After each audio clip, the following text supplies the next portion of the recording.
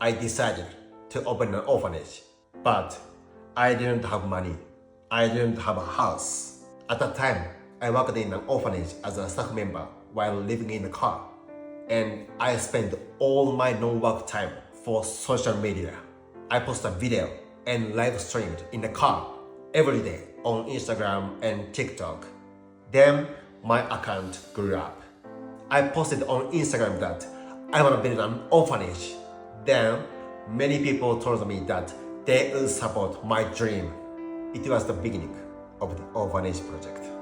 In December 2022, I tried crowdfunding. On the crowdfunding, 371 people from 46 countries supported my project, and then I could open an orphanage in May 2023. I want to prove that social media is not a tool for slander, but a tool that can make people happy. This is one of my beliefs. I will start crowdfunding to open a second orphanage. I will put the link in my bio tomorrow, so don't forget to check it.